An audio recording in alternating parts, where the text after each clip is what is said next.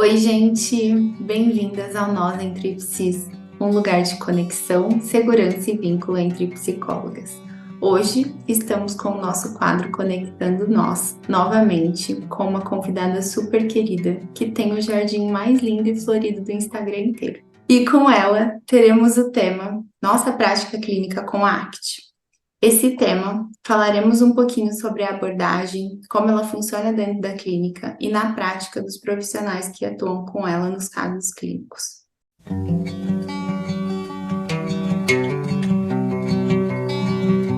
Nossa convidada de hoje é psicóloga, supervisora e professora. Mestre em psicologia clínica, especialista em terapias comportamentais contextuais, tem formação em mindfulness funcional e terapia de aceitação e compromisso, a ACT. Marcela querida, seja bem-vinda ao Nós Entre Psis. A gente agradece muito a sua presença aqui e o tempinho que você tirou para bater esse papo com a gente. A gente espera muito de coração que você se sinta super à vontade, porque esse é o objetivo que a gente realmente tem aqui no Nós Entre Psis, né? Esse espaço de conexão, que a gente possa realmente criar esse vínculo e, de alguma forma, também transmitir esse vínculo para quem está aqui ouvindo a gente, né? Então fica muito à vontade, sinta-se em casa. Ai, muito Bem-vinda. obrigada. Muito obrigada. Já estou me sentindo em casa e me senti honrada com essa apresentação. Muito obrigada mesmo, meninas. Acho que é um valor muito importante para mim estar compartilhando mais sobre a psicologia, né, sobre o meu trabalho. Então, acho que esse espaço que vocês estão fornecendo é muito rico para isso. Que seja especial. Que bom, que bom. Má, começa falando um pouquinho da sua trajetória, né? Da sua história em si, da psicologia, como que você começou. Acho que esse é um bom começo para a gente aqui. Bom, perfeito. Vocês sabiam que eu iniciei, na verdade, os meus estudos em administração. A minha primeira escolha, assim, foi administração. E quando eu me dei conta, eu estava indo na biblioteca para pegar livros de administração, só que eu estava no corredor da psicologia, olhando os livros, assim, né? Então, eu me lembro, assim, que dessa época eu já tinha um desejo muito grande por entender mais sobre o ser humano, né? De poder... eu sempre fui uma criança, inclusive, muito democrática, assim, de querer poder ajudar os outros, né, de poder ver os lados que todos nós temos. Então, acho que a psicologia me ajudou a florescer isso.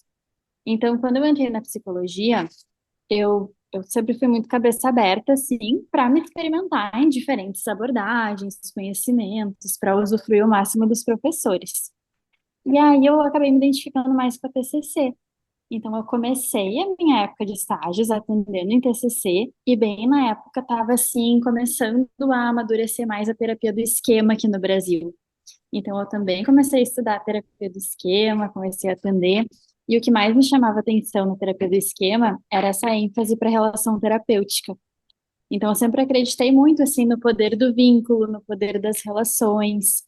E dentro da terapia do esquema, também já tinha diálogos bem legais com o mindfulness, que também, inclusive, era algo que eu praticava, né, assim, de uso pessoal mesmo, assim, e vi os benefícios disso.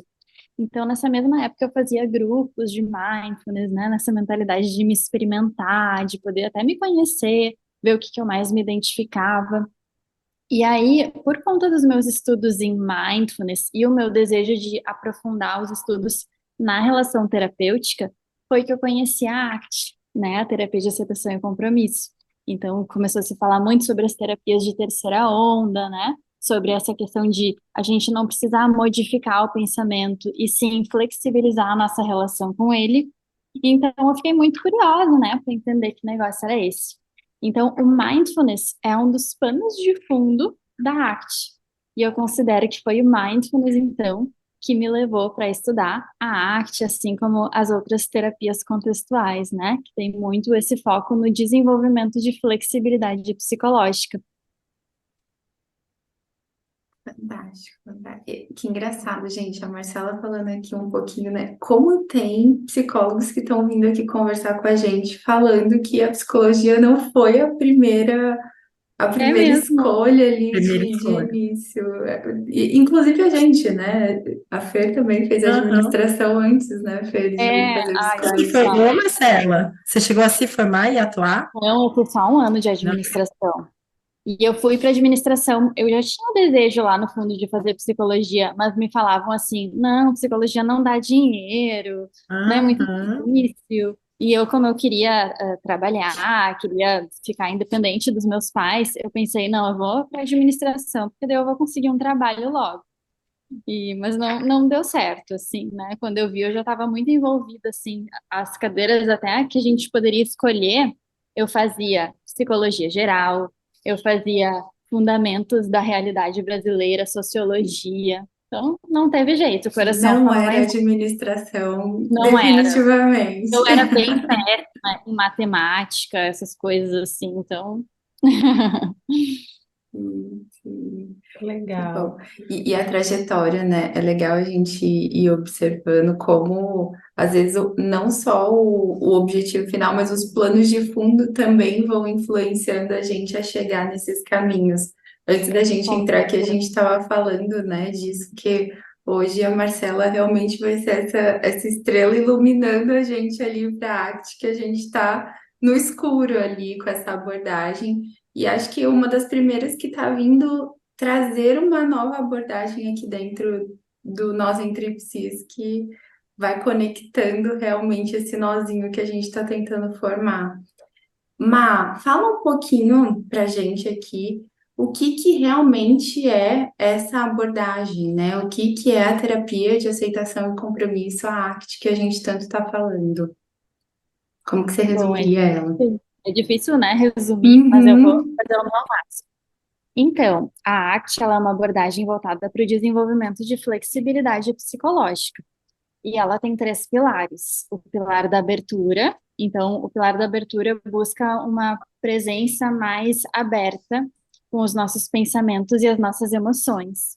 Então, se entende que muitas vezes lutar contra o que a gente pensa e sente faz com que a gente entre mais em sofrimento ainda, né? Então, tem esse pilar todo da abertura ao que a gente sente e pensa. Tem o segundo pilar, que é o pilar da presença, que é esse contato com o momento presente, é a gente poder se tornar observador dos nossos pensamentos, das nossas flutuações. E o pilar do compromisso, que é mais voltado, então, para aquelas ações comprometidas com o que é importante para nós.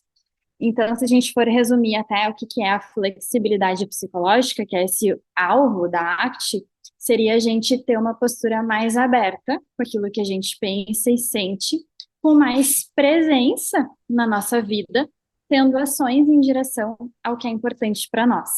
Então, a ACT tem muito esse foco também nos valores, e se entende que os valores são aquilo que dá significado para a nossa vida. Acho que super conversa, Muito. né? Eu acho que Muito a questão dos valores, eles apareceram nas nossas duas últimas gravações, né? E ficou muito evidente o quanto, quando a gente se afasta dos nossos valores, é, parece que a coisa perde o sentido, né? sim. É, eu sei que não existe fórmula mágica, mas o que que você poderia dizer para quem está escutando a gente sobre como resgatar os valores? Que a pessoa pode olhar para começar a buscar dentro dele aqueles valores que acabaram se perdendo ao longo da vida? Sabe que eu vejo que as pessoas elas entram, acho que eu considero que é a maior armadilha, assim. As pessoas, a gente vive numa cultura que a gente chama da cultura do bem-estar e da felicidade. Ou seja, as pessoas elas querem sempre se sentir bem. Então as pessoas querem sempre estar felizes e as pessoas elas querem respostas muito fáceis e que não exijam muito esforço, muita energia para conseguir o que elas querem. Só que a gente entende que é essa busca por bem-estar que faz com que a gente não aprenda a se relacionar de uma forma mais aberta com aqueles obstáculos que surgem quando a gente está em direção a uma vida valorosa. Porque se entende que valor e dor são os dois lados da mesma moeda. Então, esse é o paradoxo da arte, né? Porque aquilo que a gente mais valoriza na vida, aquilo que mais nos gera prazer e bem-estar, tem como o outro lado o potencial de nos fazer sofrer. Então, por exemplo, né, se eu amo a minha família, eu posso ter medo de acontecer algo de ruim com a minha família, né? Então, muitas pessoas, assim, por conta de que elas não querem sentir medo, não querem sofrer, elas se desconectam daquele valor, né? Não quero nem arriscar me conectar com as pessoas para não correr o risco de sofrer, né? De sentir algo difícil. Então, acho que esse é um caminho bem legal para a gente falar de valores. Uma vida valorizada é uma vida com abertura aos sentimentos agradáveis e aos sentimentos agradáveis também que aparecem no meio do caminho. Então, eu acho que é aí que as pessoas acabam se perdendo, sabem? Elas não querem se abrir para viver uma vida na presença de desconfortos. Elas querem apenas o que é confortável. Assim, só que o problema é que é justamente o efeito contrário que isso gera, né? Acaba trazendo ainda mais desconfortos, assim, e perda de sentido para nossa vida. Ontem eu estava tendo uma aula com o Dr. Irismar Reis, da Uhum. Processual, né? Uhum. Foi incrível que ele falou assim, que nós, né, o indivíduo de modo geral, busca não ter o desconforto e o sofrimento, e ele falou essa frase, né? É impossível para um desenvolvimento saudável, tanto fisicamente ou psicologicamente, que o indivíduo ele não vai ser exposto a um tipo de desconforto, seja leve, seja moderado, ou seja, não um desconforto mais maior, mas que o indivíduo ele vai ter desconforto ao longo da vida dele, seja qualquer um. E o quanto as pessoas buscam esse ideal, né? Do tipo, eu não quero sofrer nada, nem o leve. Quero sofrer nada. Eu não Sim. quero lidar, né, com esse Na verdade, eu não quero sofrer, eu não quero lidar com o desconforto. Uhum. Sabe que eu tenho um podcast também, né, meninas? Não sei se vocês sabem. O nome do meu podcast é Vida Significativa e tem um episódio que eu falo das experiências agridoces. E esse termo, acho que pegou muito, colou muito, porque é como se fosse uma metáfora para entender que a vida, ela é essa mistura. Então, ao mesmo tempo que a gente vai sentir prazer, a gente pode sentir medo. E eu vou dar um exemplo bem claro, assim. Por exemplo, aqui eu tá com vocês. Dá, assim, um nervosinho, uma ansiedade, né, de me expor. Então, assim, ao mesmo tempo que se expor pode ser algo que dá um medo, é valoroso também para mim. Então, a experiência agridoce nos ajuda a entender que muitas coisas que são importantes para nós e que nos trazem realização, significado, elas vêm acompanhadas com uma dose de medo, de ansiedade, de frio na barriga. Então, entender isso eu acho que faz toda a diferença. Porque às vezes a gente quer fugir do frio na barriga, mas daí a gente foge também, se afasta daquilo que é relevante, importante para nós. Hum. E acho que faz, a gente às vezes acaba fazendo ligação, né? Que se tá ruim, se tá fazendo a gente sofrer, então aquele não é o caminho certo, né? Então a gente tem que afastar aquilo ao máximo. E a gente realmente não faz esse balanço, que é agridoce, que em alguns momentos vai doer e que tem, se é muito bom, tem o mesmo potencial de machucar muito. Que legal que a gente poder realmente fazendo essa reflexão, acho que fala muito sobre a flexibilidade psicológica mesmo, né, Má? Com certeza. Sabem que na arte a gente vai falar muito, a base da arte é a RFT, a teoria das molduras relacionais, que vai entender que muito do sofrimento humano vem da linguagem, ou seja, por que que os cachorrinhos, os gatinhos, os nossos pets, eles não sofrem tanto como nós, né? Às vezes o ser humano ele está sofrendo com coisas que nem existem, sofrendo com cenários da sua cabeça, sofrendo por antecedência por coisas que nem vão acontecer, né? Então a gente fala que a linguagem, ela cria alguns rótulos que nos fazem sofrer sem necessidade. Por exemplo, existe dentro da nossa cultura essa ideia de que o certo é ser feliz e de que tudo que é diferente de ser feliz é errado. Então, por exemplo, se eu tô triste, tem algo de errado comigo. Eu tenho que resolver essa tristeza. E tem aquele filme, não sei se vocês já viram, o Divertidamente. Já assistiram esse filme? Eu acho muito bonitinho porque vai justamente falar que a tristeza, ela é um elemento muito importante. E que muitas vezes a gente olhar para nossa tristeza, a gente vai entender algumas necessidades né, faltas que a gente está tendo na nossa vida, que se a gente consegue ouvir, consegue perceber, a gente consegue fazer movimentos importantes também de mudança. Então, essa ideia de realmente a gente acolher tudo aquilo que a gente sente, sem colocar esse rótulo de que isso é bom, isso é ruim. A gente entende que todas as emoções, elas são válidas, e todas as emoções, elas têm uma função. Então, essa palavra, né, aceitação, as pessoas até confundem, assim, aceitação como uma postura conformista, como uma postura, assim, de passividade, de resignação, de desistência, de, ah, tá, então eu vou sofrer mesmo, então a minha vida vai ser sempre ruim. Mas bem pelo contrário, aceitação é essa postura de abertura para entender que vão surgir obstáculos no nosso caminho quando a gente está caminhando numa vida valorizada. Perfeito. Legal essa a troca, né, da palavra abertura pela aceitação de abertura. Que às vezes a Sim. gente realmente vai entrar nessa de, então eu tenho que resignar mesmo e tá tudo, vou aceitar que é isso, eu vou continuar aqui nesse sofrimento, cultivando, fazendo esse sofrimento perpetuar. E não é esse o caminho, né? Não é continuar ali fazendo com que esse sofrimento cresça. E me fez pensar aqui, Má, numa ideia, na terapia do esquema a gente tem uma visão de um adulto saudável, né?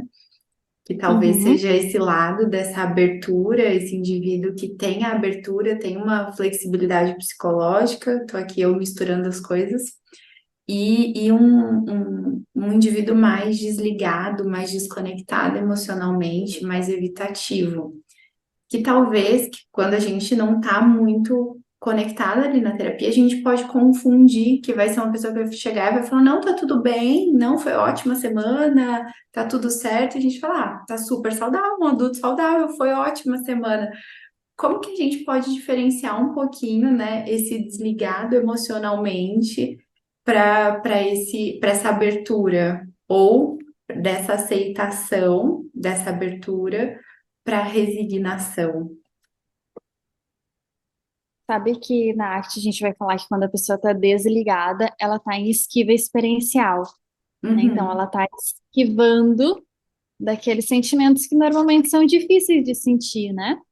Mas uma questão que costuma acontecer daí é que a pessoa entra num estado de anestesia. Assim, pode ser que ela não sente muito as coisas difíceis, mas ela também não sente muito as coisas prazerosas.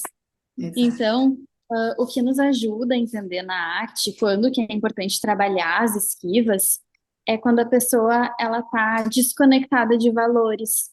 A gente entende que a gente precisa trabalhar na esquiva quando a esquiva é algo que está afastando a pessoa dos seus valores. E a gente entende isso, né, meninas, até às vezes no jeito de falar, no tom de voz, quando a gente sente até na relação terapêutica como a pessoa se expressa, o brilho no olho, né? Então a gente consegue perceber a diferença quando a pessoa está conectada com algo que é importante para ela.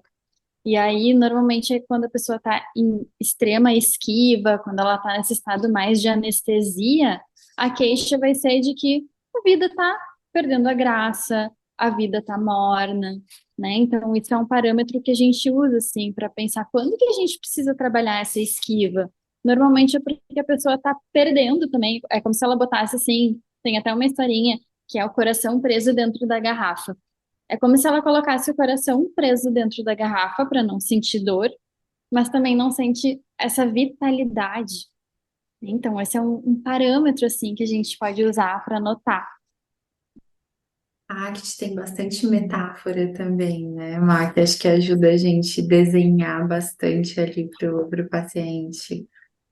E fica mais fácil de entender, né, assim, através das Uhum, histórias.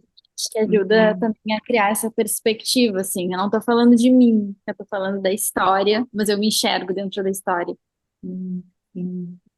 E até de sentir mesmo, assim, né? Até a gente falando então dessa abertura, que seria esse trabalho, que sim, as terapias, né? Assim, a terapia do esquema também vai muito nesse sentido de se a pessoa está nesse protetor desligado, que é o que a gente chama, a gente vai ali transpor esse modo para que a pessoa consiga sentir, aceitar e lidar melhor com todas as emoções.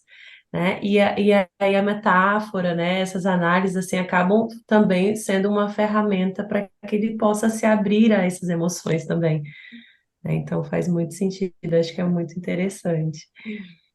O meu áudio tá bom, gente? Para Ah, Uhum, vocês? uhum. tá Tá. Acho que ótimo. O Henrique pode cortar essa parte, porque apareceu a minha Siri aqui falando comigo no meio da minha fala. Não, Tá ficou ótimo. ok. Mas pode seguir. Tá ótimo. E é nessa hora que aparece a presença, que a gente chama o paciente para a presença, como o presente se apresenta, né? Aquela presença com abertura mesmo. Sim. Na arte, a gente trabalha muito com base na relação terapêutica, né? Então, se, por exemplo, eu sinto meu paciente desconectado, eu posso trazer isso para o vínculo, né? Então, eu posso trazer isso. O que está acontecendo aqui entre nós? Eu percebo que eu venho te perguntando algumas coisas e tu me diz que está sempre tudo bem. Eu venho sentindo que talvez tem uma espécie de uma armadura entre nós.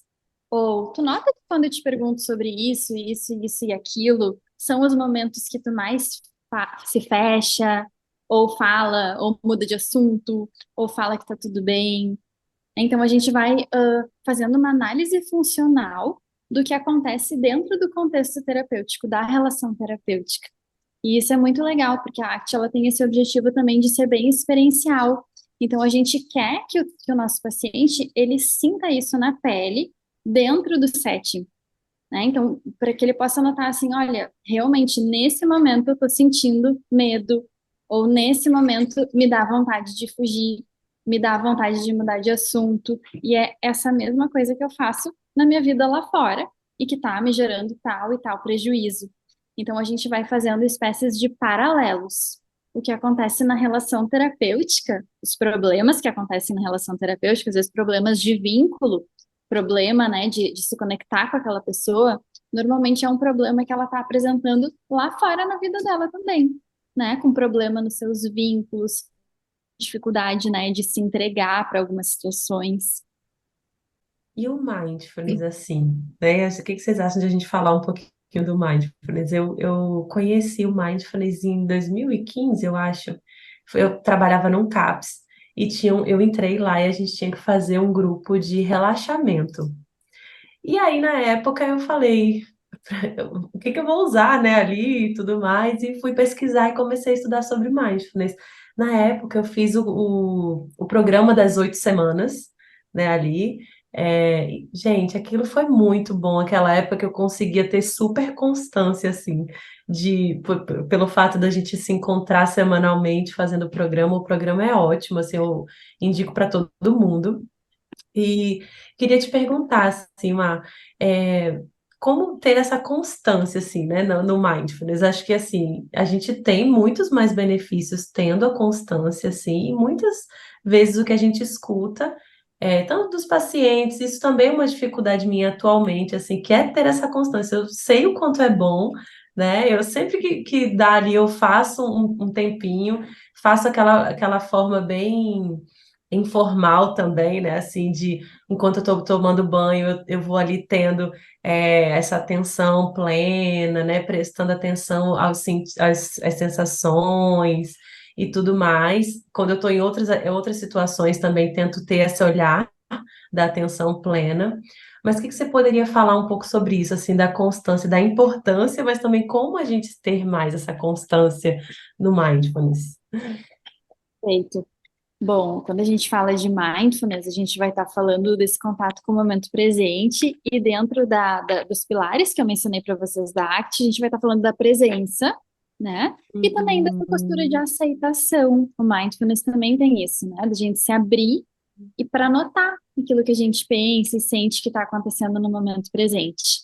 Quando a gente fala de mindfulness, as pessoas normalmente associam a meditação, mas eu gosto de dizer que a Aham. meditação é uma partezinha do mindfulness. O mindfulness é muito mais do que isso. O mindfulness é uma autorregulação da nossa atenção. Ou seja, eu posso praticar sim meditando, eu posso praticar no banho, mas eu posso praticar numa conversa atenta com alguém, né? Então, assim, olhando nos olhos de Uhum. alguém, percebendo as expressões faciais, sentindo, né, aquela Uhum. presença. Então, eu considero, né, meninos, não sei se vocês concordam comigo, que fazer terapia já é um treino de mindfulness. Porque nós, terapeutas, a gente tem que estar muito em contato com o momento presente para notar, né, o que está acontecendo na relação e o próprio paciente também, com as perguntas que a gente faz. Então, por exemplo, uma pergunta simples. Ai, o que que tu está sentindo agora? Isso já é mindfulness. Então, parar para notar o que eu sinto, o que eu penso, o que eu preciso. Então, acho que às vezes o que a Uhum. gente precisa fazer é encontrar essa flexibilidade de outras maneiras da pessoa encontrar presença na sua vida, né? E também entender, assim, de que forma a falta de presença pode estar gerando prejuízo, né? Então, assim, a gente vê muito o estado de piloto automático no dia a dia das pessoas, né?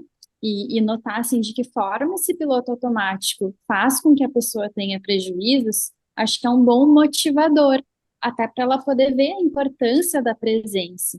Então, daqui a pouco, vamos supor que é uma pessoa que não tem clareza de valores. Pode ser que ela não tenha clareza de valores porque ela não está vivendo uma vida presente. Eu estou vivendo uma vida só no piloto automático, ou só dentro da minha cabeça, e eu não estou notando as coisas que são importantes para mim, que às vezes estão bem na minha frente, minha família, por exemplo, né? Aqueles momentos do dia a dia que são importantes. Então, tudo isso a gente pode ir treinando até no contexto da terapia, assim, de ir perguntando, né? O que que tu tá sentindo? O que que é importante para ti agora? Ou até mesmo com base nas nossas dores. Porque, como a gente falou, até as nossas emoções difíceis, elas revelam coisas importantes para nós.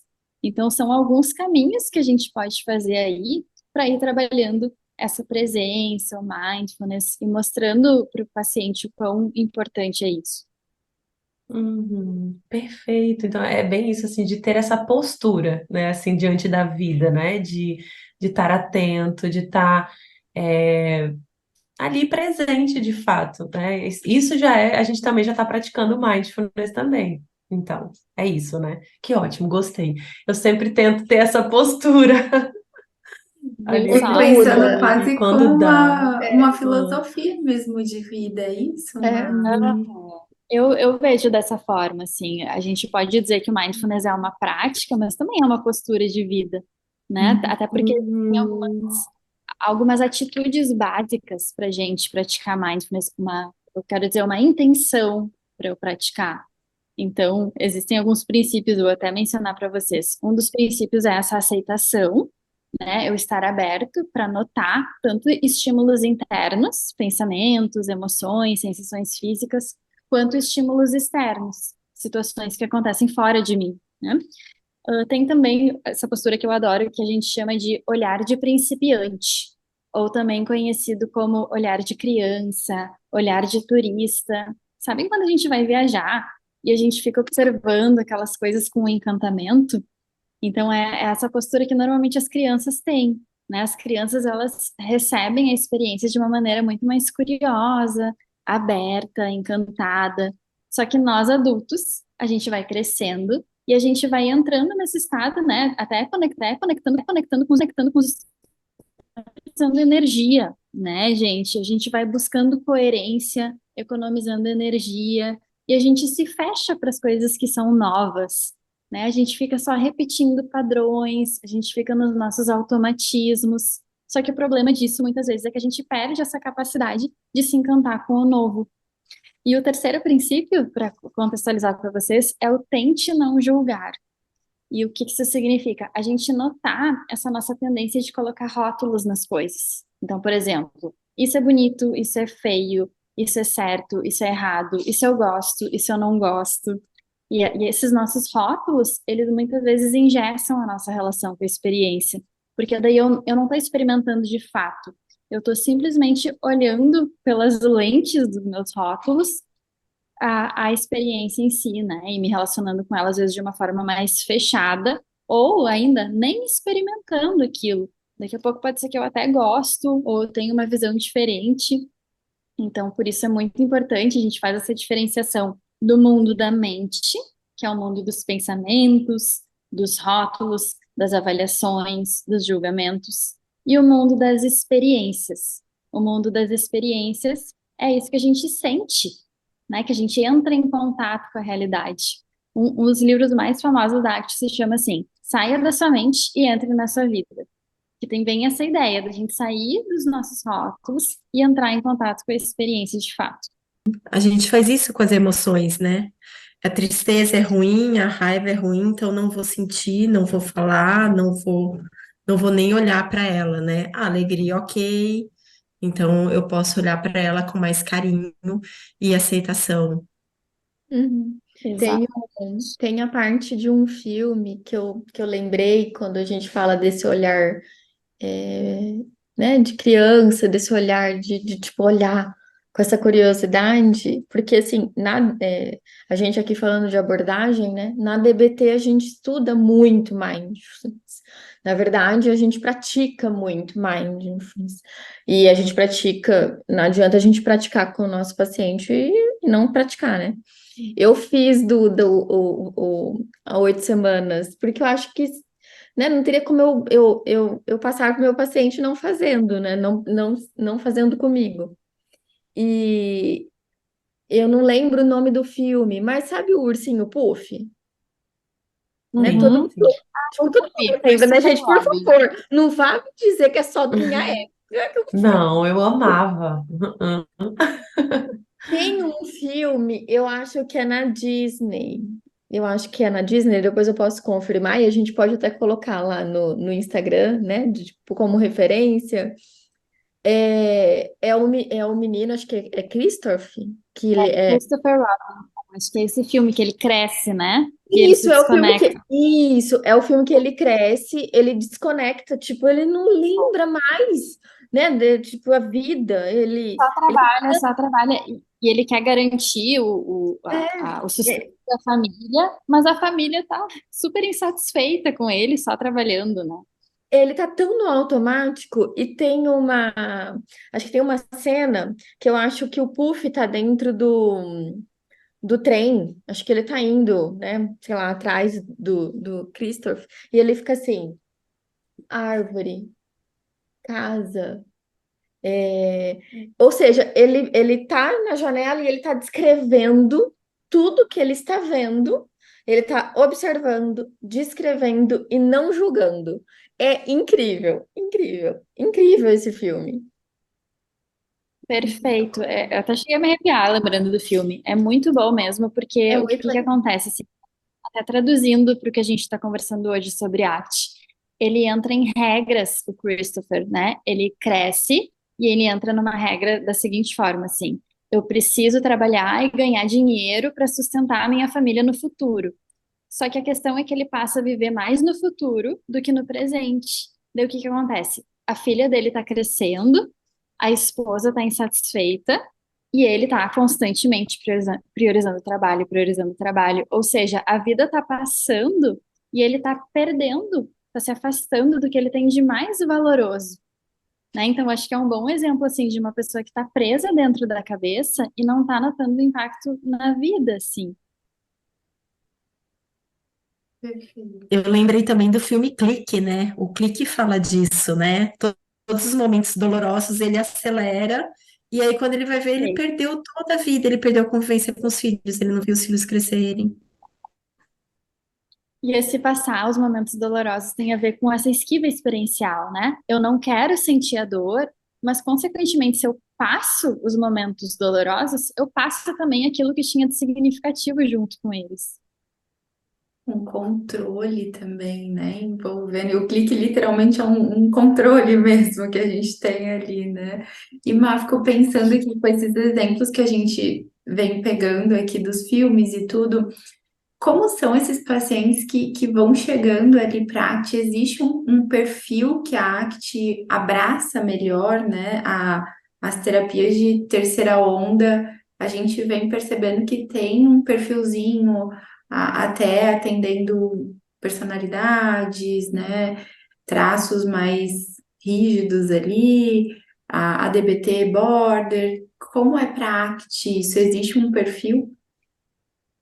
Sim, como a ACT tem como objetivo a flexibilidade psicológica, a gente entende que o modelo de psicopatologia seria inflexibilidade psicológica. Ou seja, são pessoas que muitas vezes estão muito fusionadas em regras, né? Vivem de acordo com os seus deverias, né? Ou vivem de acordo só com aquelas expectativas de como elas gostariam que as coisas fossem, né? Ficam colocando muitas regras e rótulos e julgamentos nas experiências, ou julgamentos sobre elas mesmas. A gente estava até falando antes que às vezes a pessoa fica tão grudada nos pensamentos e não se coloca em contato com a experiência. Às vezes eu posso ter pensamentos do tipo eu não vou conseguir, isso não é para mim, e eu nem testo, eu nem experimento. Então, isso na arte a gente chamaria de uma fusão cognitiva. A pessoa fica mais sob controle dos pensamentos do que da realidade, do que da experiência, né? Então, isso seria um exemplo de inflexibilidade, ou uma pessoa com uma extrema esquiva experiencial. Eu não quero entrar em contato com o que eu sinto que é difícil, eu evito contato com emoções difíceis, eu evito me expor a cenários em que eu tenha a possibilidade de me sentir ansiosa, né? Ou pessoas com essa falta de contato com o momento presente, falta de contato com a experiência em si. Então, são perfis, assim, bem bons para a gente trabalhar na arte. Vocês estavam falando antes do controle, né? E normalmente o controle a gente vê na arte como problema e não como a solução, assim, porque a pessoa ela fica tentando controlar aquilo que é incontrolável. Eu fico tentando controlar o que eu quero que aconteça na minha vida, ou eu fico tentando controlar o que eu sinto, o que eu penso, e aí ela acaba tendo uma postura muito mais rígida em relação à própria subjetividade. Trata a sua subjetividade como se fosse, né, como se pudesse ser um computador, assim, eu quero um botão de ligar e desligar. E acabam não tendo essa postura flexível mesmo, mais maleável, de entender que muitas coisas que acontecem na nossa vida, tanto dentro de nós quanto fora, estão fora do nosso controle. A maioria das coisas, né, meninas? Então, acho que a flexibilidade psicológica ajuda muito nisso, assim, é um sinônimo de saúde mental. Com certeza, com certeza. Esse controle é o oposto da flexibilidade, né? Que a gente vai ter que jogar esse controlinho fora para conseguir trabalhar ela. Sem dúvida. Exatamente. O que mais, meninas, que a gente tem de perguntas aqui para Marcela? Eu perdi o roteiro aqui, a gente foi indo para outros caminhos. Não, tão legal, assim, tanta Somos coisa, assim. todas flexíveis. Somos todas flexíveis, né? Porque roteiro a gente não seguiu. A gente Só foi que ali não. perguntando, sentindo, estamos Experiência. tão presentes que a gente foi ali observando o que estava, né, E a surgindo arte aqui em é uma cada uma coisa de que me nós. encanta bastante também. Aí a gente tava indo ali. Eu Ela comecei é a me encantar um pouquinho, aí veio até ela, me abraçou, fiquei um pouco com ela, e eu escuto a Marcela falando, minha cabeça já tá assim. Será que uma formação em arte não vai cair bem nesse momento também? eu tenho. Será que não Aham. ajudaria, né? Uma, Olha, eu, eu eu suspeito. Eu tenho uma pergunta. Eu tenho uma pergunta. pergunte. Uma íntima. É. Ai, eu adoro. Fica à vontade. Eu adoro metáforas. Quando eu estudei a DBT também, ela tem bastante metáforas. Você tem indicações de lugares onde a gente possa encontrar? Porque eu acho que isso facilita tanto a explicação. Eu tenho costume também, assim, eu crio as metáforas assim para os meus pacientes, do tipo na hora. Aí o E bom depois que nunca mais você lembra, porque eu só Aí sei. e o bom que na hora o paciente olha, é isso, e eu, yes, é isso. Aí eu termino a sessão e eu falo, O que que eu falei mesmo? foi mesmo, por que eu gravei para eu ir anotando no meu. Porque eu tenho um perfil de ter tudo muito organizado. Aí eu, por que eu não gravei para ter no meu caderninho de metáforas? Já, e até tem livros. Tem um livro que ele não foi traduzido para o português ainda. É um livro que tem em inglês, O Grande Livro das Metáforas, que Mas tem eu quero. várias. Mas olha só o que eu vou te falar. Eu vou te Ah, falar uma coisa. Eu acho muito mais poderoso isso que tu já faz, de criar as metáforas. mas a gente gosta. Sabe? eu acho que é bom investir nisso, assim. Eu sou muito, assim, dessa opinião de que as metáforas que mais funcionam são aquelas que a Aham. gente inventa de acordo com a experiência que o paciente está nos mostrando, sabe? Ou de acordo, às vezes, com a nossa própria experiência, porque sabe qual é o problema? Às vezes tem algumas metáforas que elas são criadas em outra cultura. Por exemplo, Uhum. ai, a cultura norte-americana. E às vezes não faz tanto sentido para nós brasileiros, né? Então, eu sou muito a favor disso, da gente criar metáforas. Eu acho que esse é um bom exemplo até de flexibilidade psicológica, da gente estar vendo o que que o nosso paciente está falando, né, e ir criando, assim, até já tem um olhar, assim, até para dar nome para os lados, né, então daqui a pouco utilizar isso também para ir criando uma metáfora de acordo com aquilo que a gente quer trabalhar em sessão, né? Então, se tu já tem uma facilidade para criar metáfora, eu investiria nisso. Tá bom. É que a gente gosta de uma dica, sabe? Assim, de livrinho. Gosta de comprar um Vamos livro. pensar em escrever um livro sobre metáforas, né? Para, eu tô flexível. Para de querer os meus padrões inflexíveis. Eu ia Ah, falar que no podcast da Má tem um episódio que ela fala muito da experiência de andar de patins, né? E Sim. que eu achei aquele episódio incrível, assim. Podia falar um pouquinho dele, que me tocou e eu acho que vai tocar as pessoas que estão escutando também. Qual, Fer? É, no podcast da Má tem um episódio que ela fala sobre andar de patins. Ah, sei. Não é Aham. isso, Má? Uhum. É. acho que é sobre testar coisas novas, né, Mari? Isso. Tem um lema, né, meninas, que eu falando assim, que eu adoro ser ruim em coisas novas. Né? E é uma brincadeira, assim, para falar sobre essa postura aberta com a vida, de que tudo que a gente faz que é novo, a gente vai ser ruim. Não tem como a gente fazer uma coisa nova e já sair arrasando, né? A gente tem que passar por aquele processo de aprender, de errar, da gente se sentir inseguros. E é o que acontece com as pessoas que eu falei que é a maior armadilha. Eu sinto medo de ser ruim, eu sinto insegurança, eu já não quero.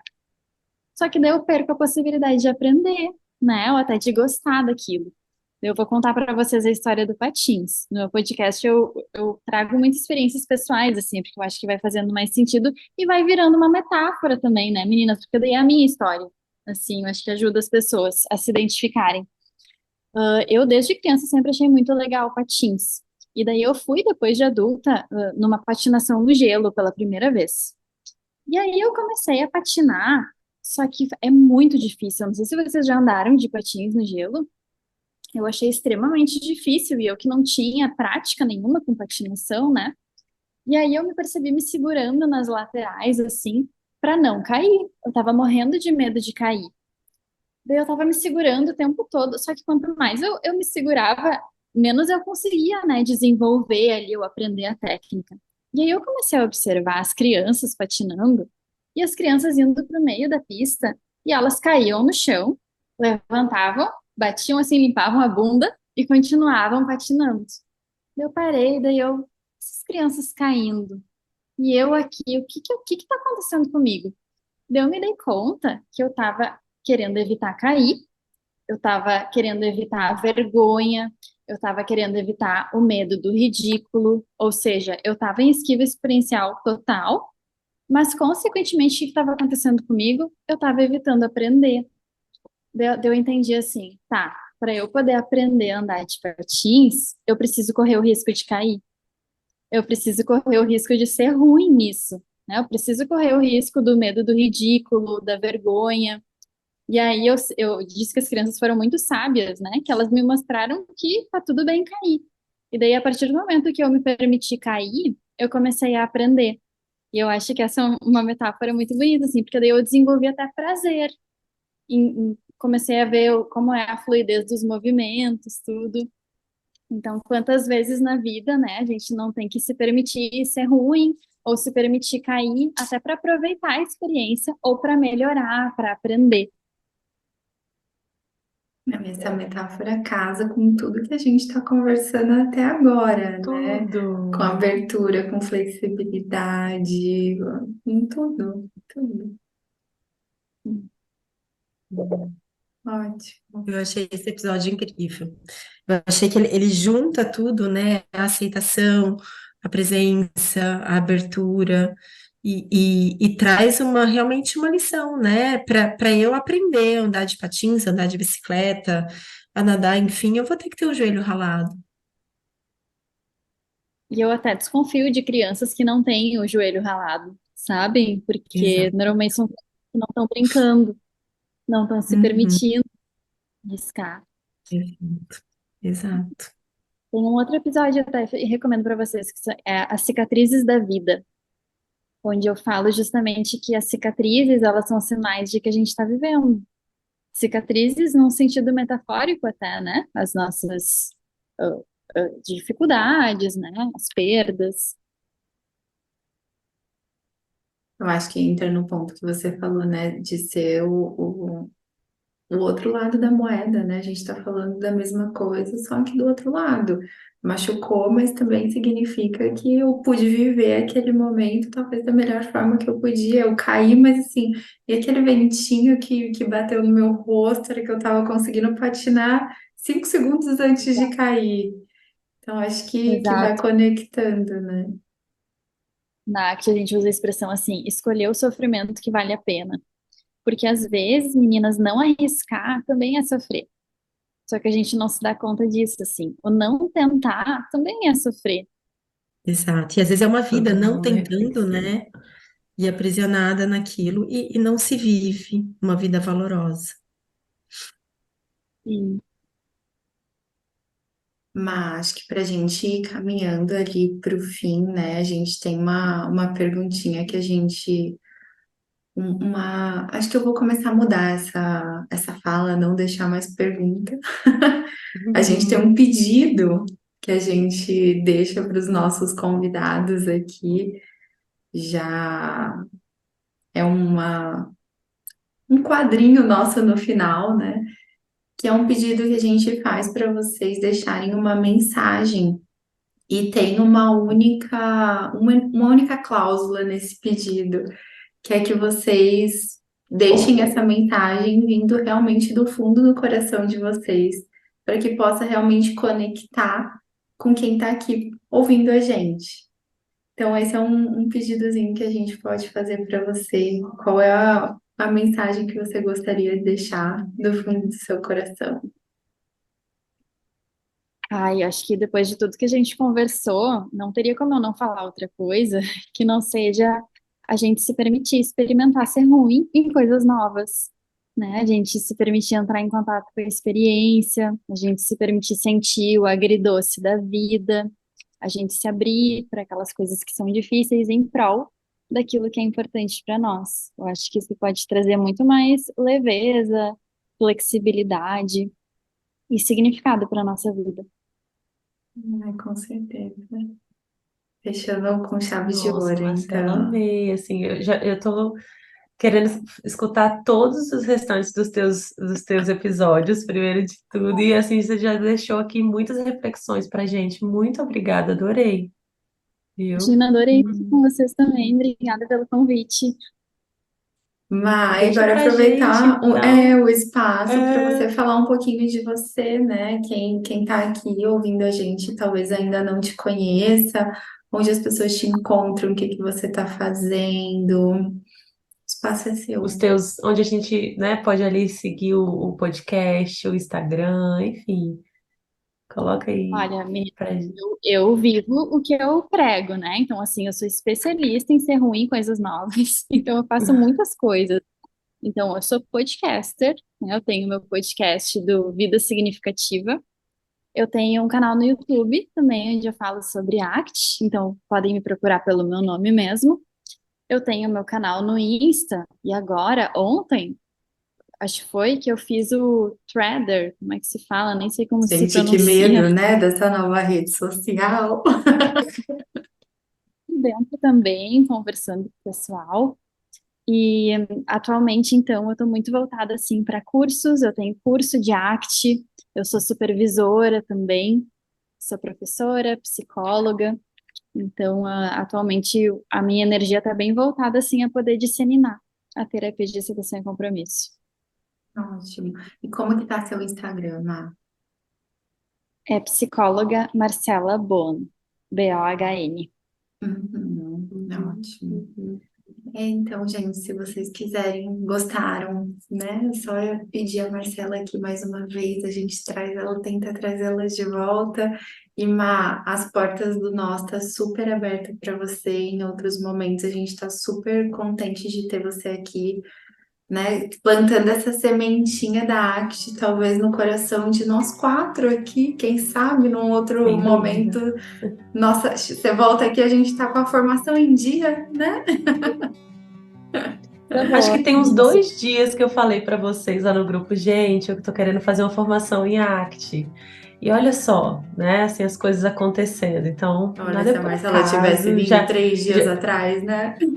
é, mas assim, já tô achando que pode ser um caminho pra gente aí também. Com certeza, com É, certeza. Gostei Mala, acho muito muito. apaixonante. obrigada. Muito obrigada mesmo, né? Super gostoso estar aqui com você. E a gente agradece muito. Sim. Obrigada, Obrigada. gente.